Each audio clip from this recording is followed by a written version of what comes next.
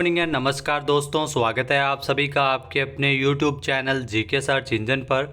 आज है 8 सितंबर और 8 सितंबर से रिलेटेड राजस्थान करंट अफेयर्स के जितने भी इम्पोर्टेंट क्वेश्चन हैं उन सभी को हम इस वीडियो में डिस्कस करने वाले हैं। तो पूरा वीडियो बहुत ध्यान से देखना और वीडियो के एंड में मैं आपसे क्वेश्चन पूछूंगा जिसका आंसर आपको कमेंट बॉक्स में देना है। कल के वीडियो में मैंने आपसे क्वेश्चन पूछा था जो था हाल ही में किस संस्थान के शोधकर्ताओं ने कोल्ड प्लाज्मा डिटर्जेंट इन एनवायरनमेंट तकनीक पर आधारित कोड तकनीक पर आधारित अच्छी इंडोर वायु गुणवत्ता के लिए एक उपकरण विकसित किया है। तो ये आईआईटी जोधपुर के द्वारा विकसित किया गया है। ए ऑप्शन इसका बिल्कुल सही था। जिन दोस्तों ने ए ऑप्शन कमेंट बॉक्स में सही जवाब दिया था उनको हार्दिक शुभकामनाएं। जी हाँ, आईआईटी जोधपुर के शोधकर्ताओं ने कोल्ड प्लाज्मा डिटर्जेंट इन एनवायरनमेंट कोड तकनीक पर आधारित अच्छी इंडोर वायु गुणवत्ता के लिए एक उपकरण विकसित किया है। यह कोड तकनीक जो हानिकारक रोगजनकों को निष्क्रिय करती है और अधिग्रहित स्थान में हवा का उपचार करते हुए गुणवत्तापूर्ण इंडोर वायु प्रदान करता है। कोड डिवाइस कम बिजली की खपत पर कार्य करता है और ये जो हवा में फैले फफूंद और वायरस को निष्क्रिय करता है और धूल और पराग को भी ये पकड़ता है और ये आपको बता दें गंध को भी हटाता है। तो आईआईटी जोधपुर के द्वारा इसे विकसित किया गया है। तो चलिए स्टार्ट करते हैं आज के करंट अफेयर्स। पहला क्वेश्चन है, राजस्थान के किस जिले के पर्वतारोही राजवीर नरूका, जिन्होंने दक्षिण अफ्रीका के सबसे ऊंचे पर्वत माउंट किलिमंजारो पर सफलतापूर्वक चढ़ाई करते हुए 383 फीट लंबा तिरंगा फहराकर विश्व रिकॉर्ड बनाया है। तो ये आपको बता दें कि पर्वतारोही है राजवीर नरोका और ये राजस्थान के डीडवाना कुचामन जिले से संबंधित है, यानी कि बी ऑप्शन इसका बिल्कुल सही है। आइए जानते हैं इम्पोर्टेंट फैक्ट्स। तो डीडवाना कुचामन जिले के सिंगरावट कला गांव के निवासी पर्वतारोही राजवीर नरूका, जिन्होंने दक्षिण अफ्रीका के सबसे ऊंचे पर्वत माउंट किलिमंजारो पर सफलतापूर्वक चढ़ाई की, न केवल इन्होंने फतेह किया बल्कि पर्वत की चोटी पर 383 फीट लंबा तिरंगा फहराकर विश्व रिकॉर्ड भी कायम किया है। आपको बता दें कि माउंट किलिमंजारो जो अफ्रीका का सबसे ऊंचा पर्वत है और दुनिया में समुद्र तल की गहराई से सबसे ऊंचा खड़ा पर्वत है। इसकी ऊंचाई 5,895 मीटर है जो समुद्र तल से 19,341 फीट ऊपर है और यह तंजानिया में स्थित एक निष्क्रिय ज्वालामुखी भी है। नेक्स्ट है, पंडित जवाहरलाल नेहरू बाल साहित्य अकादमी और जवाहर कला केंद्र के संयुक्त तत्वावधान में 6 सितंबर को प्रथम राष्ट्रीय पुरस्कार पंडित नेहरू शिखर सम्मान, यहाँ पंडित नेहरू शिखर सम्मान से किसे सम्मानित किया गया है। तो यह पुरस्कार मिला है भोपाल के पीयूष बबेले को, यानी कि बी ऑप्शन इसका बिल्कुल सही। आप देख सकते हैं तस्वीर में। आइए जानते हैं इम्पोर्टेंट फैक्ट्स। तो पंडित जवाहरलाल नेहरू बाल साहित्य अकादमी और जवाहर कला केंद्र के संयुक्त तत्वावधान में 6 सितंबर को अकादमी के पुरस्कार वितरण एवं सम्मान समारोह का आयोजन किया गया था, जिसमें भोपाल निवासी ख्यात लेखक पीयूष बबेले, यहाँ पीयूष बबेले को अकादमी द्वारा अपने प्रथम राष्ट्रीय पुरस्कार पंडित नेहरू शिखर सम्मान से नवाजा है, यानी पहली बार ये पुरस्कार दिया गया है। यहाँ पीयूष बबेले को सम्मान स्वरूप प्रशस्ति पत्र और 1 लाख रुपए का नगद पुरस्कार इनको दिया गया है। बबेले को यह सम्मान उनकी पुस्तक नेहरू मिथक और सत्य के लिए प्रदान किया गया है। अकादमी की ओर से बाल साहित्य लेखन में विशेष योगदान देने के लिए 16 अन्य पुरस्कारों का वितरण एवं 9 सम्मान इसमें प्रदान किए गए थे। इसके अलावा अकादमी की ओर से प्रकाशित बाल साहित्यकारों की 57 पुस्तकों का भी लोकार्पण किया गया था। नेक्स्ट है, हाल ही में मुख्यमंत्री अशोक गहलोत ने प्रदेश के कितने छात्र छात्राओं को सॉफ्ट स्किल ट्रेनिंग दिए जाने के प्रस्ताव को स्वीकृति प्रदान की है। तो सीएम अशोक गहलोत द्वारा राजस्थान के 1.65 लाख छात्र छात्राओं को सॉफ्ट स्किल ट्रेनिंग दी जाएगी, यानी कि सी ऑप्शन इसका बिल्कुल सही है और सीएम अशोक गहलोत ने इसके प्रस्ताव को मंजूर किया है। आइए जानते हैं इम्पोर्टेंट फैक्ट्स। तो राजस्थान के मुख्यमंत्री अशोक गहलोत ने प्रदेश के 1.65 लाख छात्र छात्राओं को सॉफ्ट स्किल ट्रेनिंग दिए जाने के प्रस्ताव को स्वीकृति प्रदान की है। इस स्वीकृति के माध्यम से कॉलेज जाने वाले तकरीबन 1.20 लाख और स्कूली शिक्षा की कक्षा 11वीं और 12वीं के 45,000 छात्र छात्राओं को सॉफ्ट स्किल ट्रेनिंग उपलब्ध रहेगी। इस प्रशिक्षण पर तकरीबन 38.50 करोड़ रुपए है वो खर्च किए जाएंगे, जो युवा विकास एवं जो ये राशि आपको बता दें कि युवा विकास एवं कल्याण कोष के तहत जो RCVT कोर्स के माध्यम से उपलब्ध होगी। ट्रेनिंग से विद्यार्थियों में कौशल विकास के साथ साथ उनका व्यक्तित्व विकास भी होगा, जिसके साथ ही उन्हें अकादमिक प्रदर्शन में उनकी वृद्धि होगी और रोजगार के बेहतर अवसर उपलब्ध हो सकेंगे।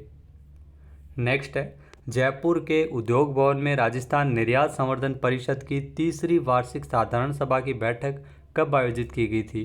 तो इस बैठक का आयोजन किया गया था 6 सितंबर को, यानी कि ए ऑप्शन इसका बिल्कुल सही है।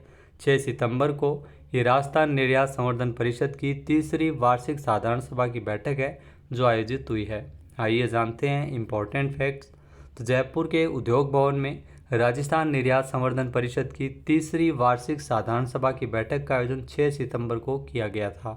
इस बैठक का आयोजन जो चेयरमैन है राजस्थान निर्यात संवर्धन परिषद के राजीव अरोड़ा की अध्यक्षता में हुआ था। इस बैठक में परिषद के चेयरमैन राजीव अरोड़ा द्वारा परिषद के महत्वपूर्ण कार्यों की जानकारी दी गई थी। जी हाँ, राजीव अरोड़ा के मुताबिक अक्टूबर माह तक राज्य स्तरीय एक्सपोर्ट हेल्पलाइन प्रारंभ की जाएगी। तो ये आपके लिए महत्वपूर्ण है। इसके माध्यम से निर्यातकों को सभी प्रकार की जानकारियां हैं वो मिल सकेगी। 3 सितंबर 2022 को राजस्थान में उद्योगों के निर्यात संबंधी मुद्दों पर निगरानी तथा उनसे जुड़ी समस्याओं को दूर करने के लिए राजस्थान निर्यात संवर्धन परिषद का गठन किया गया था और इसमें जो राजीव अरोड़ा को परिषद का पहला निर्विरोध अध्यक्ष चुना गया था। नेक्स्ट, हाल ही में बूंदी जिले के भीमलत की प्राकृतिक वैली में 2 करोड़ रुपए की लागत से बनाई गई लवकुश वाटिका का लोकार्पण किसने किया था? तो लवकुश वाटिका का लोकार्पण किया गया था अशोक चांदना के द्वारा, जो खेल मंत्री है। बी ऑप्शन इसका बिल्कुल सही है। आइए जानते हैं इम्पोर्टेंट फैक्ट्स। तो युवा मामले एवं खेल राज्य मंत्री अशोक चांदना ने 5 सितंबर को राज्य सरकार की बजट घोषणा के अनुरूप ही बूंदी जिले के भीमलत की प्राकृतिक वैली में जिला स्तरीय वन महोत्सव का शुभारंभ किया और 2 करोड़ रुपए की लागत से बनाई गई लवकुश वाटिका का भी लोकार्पण इन्होंने यहाँ पे किया था। लवकुश वाटिका को पर्यटन की दृष्टि से देखते हुए आकर्षक और सुंदर रूप दिया गया है, जिसके माध्यम से पर्यटन को बढ़ावा मिलेगा। नेक्स्ट है, राजस्थान उच्च न्यायालय जोधपुर एवं जयपुर पीठ सहित प्रदेश के सभी अधीनस्थ न्यायालयों में तृतीय राष्ट्रीय लोक अदालत का आयोजन कब किया जाएगा? तो तीसरी राष्ट्रीय लोक अदालत है जो आयोजित होगी 9 सितंबर 2023 को, यानी कि ए ऑप्शन इसका बिल्कुल सही है। आइए जानते हैं इम्पोर्टेंट फैक्ट्स। तो राजस्थान उच्च न्यायालय जोधपुर एवं जयपुर पीठ सहित प्रदेश की सभी अधीनस्थ न्यायालयों में शनिवार को 9 सितंबर को तीसरी राष्ट्रीय लोक अदालत का आयोजन किया जाएगा। राजस्थान राज्य विधिक सेवा प्राधिकरण के सदस्य सचिव प्रमिल कुमार माथुर के मुताबिक राष्ट्रीय लोक अदालत को ऑनलाइन मोड के साथ साथ ऑफलाइन के साथ साथ ऑनलाइन भी डिजिटल मोड पर भी आयोजित करने के अभिनव प्रयोग करते हुए डिजिटल प्लेटफॉर्म RSLSA 23 लॉन्च किया गया। तो ये प्लेटफॉर्म लॉन्च किया गया है ऑनलाइन। राष्ट्रीय लोक अदालत जो 9 सितंबर को न्यायालयों में लंबित विभिन्न प्रकृति के मामलों के अतिरिक्त जो प्री लिटिगेशन स्तर के बैंक लोन रिकवरी वित्तीय संस्थाओं के मामले का निस्तारण आपसी सुलह समझौता के आधार पर किया जाएगा। नेक्स्ट है, राजस्थान सरकार 2 अक्टूबर को गांधी जयंती के अवसर पर अहिंसा क्रांति रैली का आयोजन कहाँ करेगी? तो अहिंसा क्रांति रैली का आयोजन है वो जयपुर में किया जाएगा, यानी कि बी ऑप्शन यहाँ पर बिल्कुल सही है।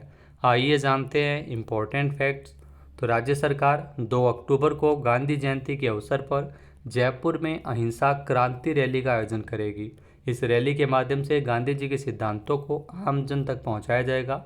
यहाँ जोधपुर में आयोजित जो Gandhian way of world peace and violence in contemporary time विषय पर अंतर्राष्ट्रीय संगोष्ठी का वीडियो कॉन्फ्रेंसिंग के माध्यम से CM अशोक गहलोत ने संबोधित किया था। नेक्स्ट है, राजस्थान के किस जिले में बायोलॉजिकल पार्क की स्थापना को लेकर मुख्यमंत्री अशोक गहलोत द्वारा स्वीकृति प्रदान की है? तो राजस्थान में बायोलॉजिकल पार्क की स्थापना है वो बीकानेर और अजमेर में की जाएगी, यानी कि सी ऑप्शन इसका बिल्कुल सही, उपरोक्त दोनों। आइए जानते हैं इम्पोर्टेंट फैक्ट्स। तो राज्य के बीकानेर और अजमेर जिले में बायोलॉजिकल पार्क की स्थापना होगी। यहाँ साथ ही साथ जयपुर जंतुआलय को भी पक्षी विहार और बीकानेर जंतुआलय को पक्षी विहार एवं रेस्क्यू सेंटर के रूप में विकसित किया जाएगा। तो ये भी आपके लिए महत्वपूर्ण है। CM अशोक गहलोत ने इन कार्यों हेतु 20 करोड़ रुपए की वित्तीय प्रस्ताव को स्वीकृति प्रदान की है। इस स्वीकृति के माध्यम से वन्य जीवों के संरक्षण एवं संवर्धन को बढ़ावा मिलेगा और रेस्क्यू सेंटर के माध्यम से घायल पशु पक्षियों का त्वरित उपचार किया जा सकेगा। आपको बता दें कि बजट 2023-24 में इसके संबंध में घोषणा हुई थी। नेक्स्ट है, हाल ही में हापुस आम की खेती को समर्थन देने के लिए किस राज्य सरकार ने एक आम बोर्ड स्थापित करने का निर्णय लिया है? तो आपके लिए इंटरेस्टिंग क्वेश्चन है। महाराष्ट्र सरकार ने ऐसा निर्णय लिया है जिसमें आम बोर्ड की स्थापना की जाएगी जो हापुस आम की खेती को बढ़ावा देने के लिए कार्य करेगा, यानी कि बी ऑप्शन इसका बिल्कुल सही है।